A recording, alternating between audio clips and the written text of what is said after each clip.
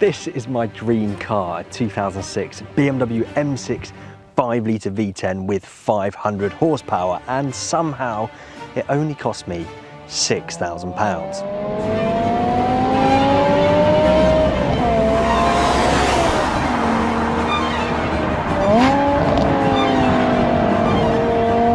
But of course, it's not quite that simple. And if you want to find out exactly why, stay tuned, because I'm going to explain everything in this video.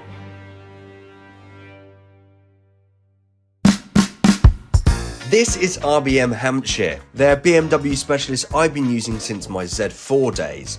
Ross, the owner, has spent far too many hours listening to me talk about how I've always wanted a V10 M6. So when I took my Z3 in for an inspection back in August, Ross mentioned that they had a car that had been sitting with them for over a year. And that's where this story starts. So this car belonged to one of Ross's customers, and it was sent in all the way back in September of 2024 as it was not running well at all. The engine was misfiring badly and the gearbox was not, well, behaving like a gearbox should at all. So it turns out the engine misfiring was being caused by some faulty ignition coils, not too much of a big deal, but also the throttle actuators, which are slightly more expensive but common to need replacing. So those were done. The rear axle differential was also removed and rebuilt with new pinion bearings, pinion crush sleeve, oil and input and output shaft seals. And how much was the total cost of this work? Well, just a shade over £2,700. But if you think that's bad, then you're not going to like what's coming next, as it's about to get a whole lot worse when attention was focused towards the gearbox. The gearbox was not really gearboxing. The clutch was slipping. Normal things like doing an oil change didn't change much, nor did trying to redo the adaptations on the BMW ISTA software.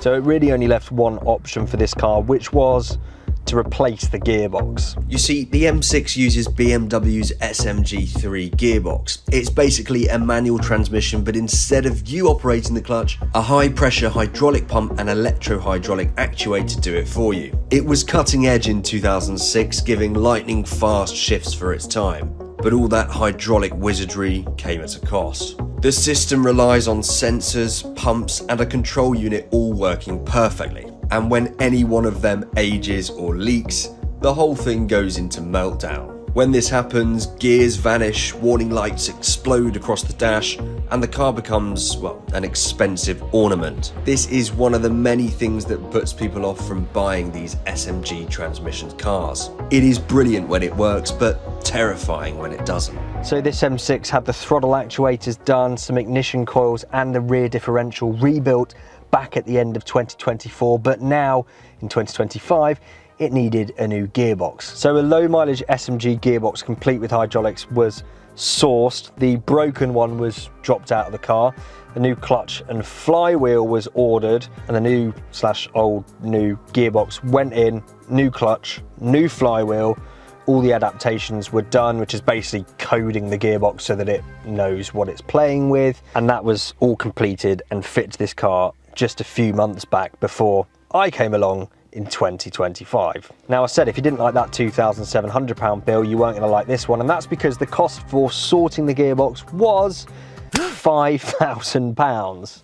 But we can trace this car's misfortunes, unfortunately, even further back than that, because if you do take a look at the MOT history, you'll see that pretty much over the last 5 years, but really 4, this thing did no more than about 500 miles. And that is not particularly good for any car, but for a very complicated, technical, computerized 5-litre V10, I can't really think of anything worse. And what's more is that this is a high mileage car. It's got over 120,000 miles on it. So it had been used to doing lots of miles over the 15 years of its life before it seemed to be just parked and forgotten about. But the craziest thing of all is that after that £2,700 throttle actuator and differential bill and the £5,000 gearbox bill, there was no real sign of the owners. They weren't coming to collect it and they weren't settling that bill. And this is precisely where I came in and where my interest was piqued.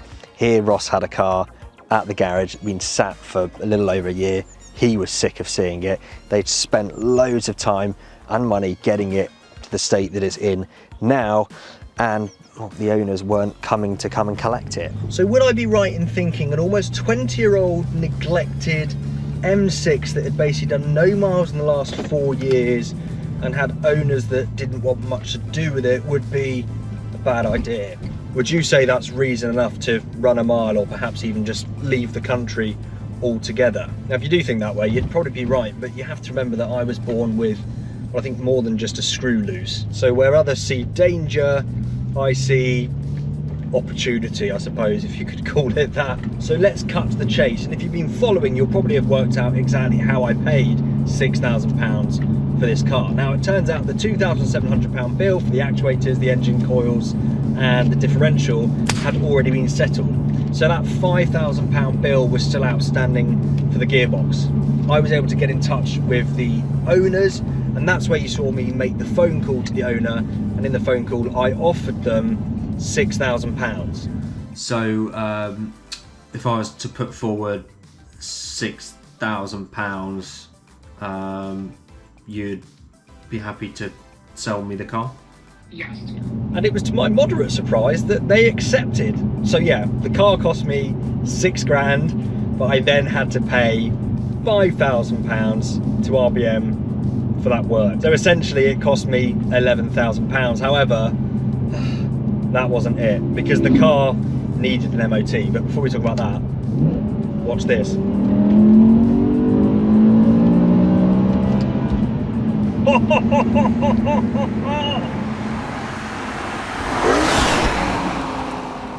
So the car had obviously lapsed its MOT while it's been sat for so long. So that was the last thing I needed to get sorted before I could pick up the car and drive it home. But, big but, there was a problem. It went for its MOT and it failed on something I never expected to see it fail on.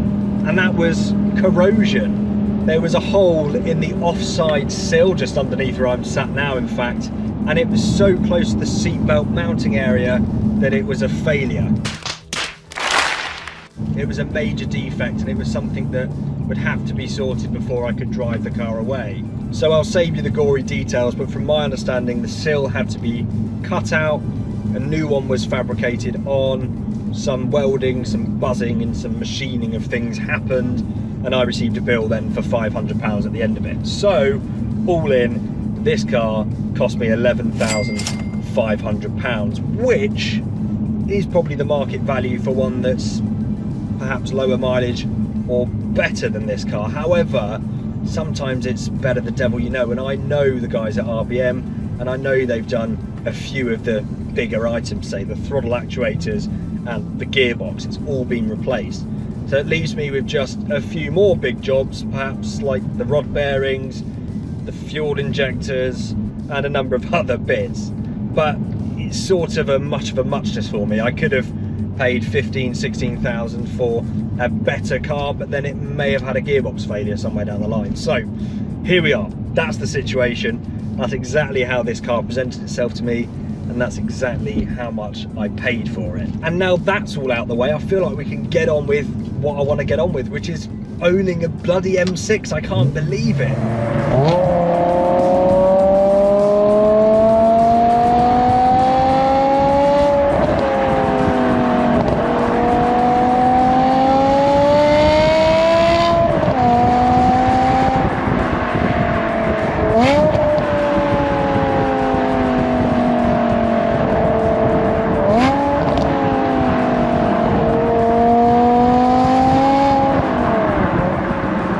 Before I was even able to pick up this car, there was something I knew that I would have to do to it, something that was a non-negotiable for me. And if I cut back to my house a few months back, I'll show you when this thing arrived.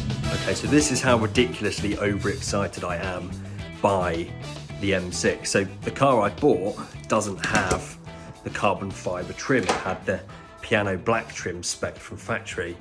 So this big box has just arrived, and I think I might have an idea what is in here. Oh yeah, look at that. Yes, I've ordered the full interior carbon fibre trim pieces. Quite expensive for something that is just superficial. It cost me £300, but I've got the whole set and if it's all in this condition, I'll be very happy. Also, I'll be removing the piano black trim, which I can then sell, which doesn't go for as much, but maybe I could get 100, 150 quid back. So I literally didn't sleep last night because I was so excited about my carbon fibre arriving. I mean, how ridiculous is that? Okay, oh yeah, oh cool. Needs a bit of a clean, but yeah, this obviously, as you can see, is, well, the central bit. So the gear selector is in here with all the buttons.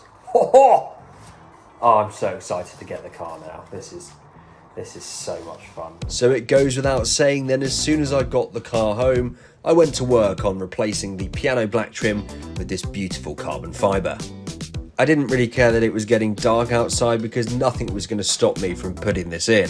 The middle section comes off in 3 different parts, the top bit which contains the air vents, then lower down with the air conditioning controls, and finally at the bottom, the gearbox surround. You'll be pleased to know it's not a particularly daunting task, it's just one in which you've got to take your time. There's a few clips here and there which you've got to be careful not to break, and some torque screws to look out for which need to be removed before pulling the panels away. The door handle trims are probably the easiest of all. I literally just used my Costco card here to prise off the old one, and it just unclips and the new one simply clips back on. The most difficult part for me was definitely the gearbox surround. I was finding it very difficult to get the old trim piece back off, but I neglected to realise that I should have just yanked off the SMG shifter itself, which when I did, made it very, very easy.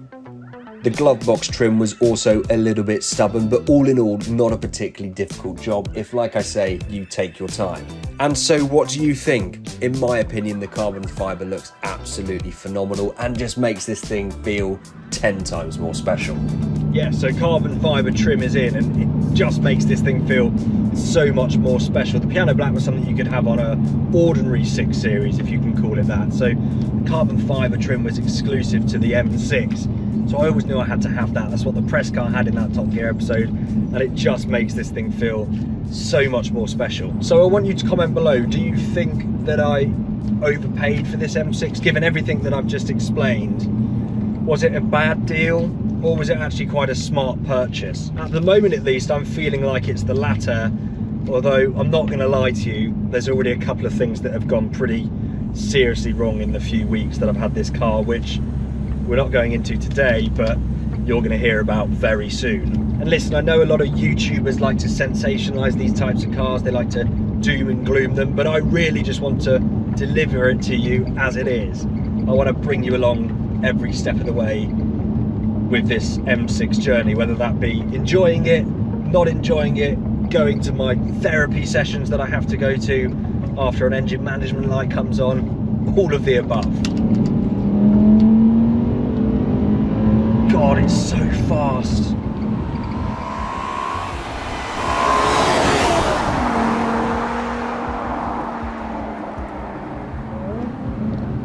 So if you're enjoying the M6 content, make sure you subscribe, because I really don't want you to miss out on anything that's coming up. And the E word is one of those things, exhaust. There's so much to do. There's so much I want to show you. I can't fit it all in each video, so here we are. I'm going to leave it at that today, but thank you all so much for watching. Thank you for listening in on the story.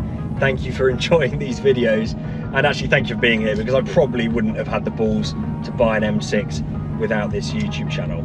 I've got you all as my emotional support network for when things go wrong, which they will and they have, but you'll hear about that very soon. Thank you all so much. I'll see you in the next one very, very soon.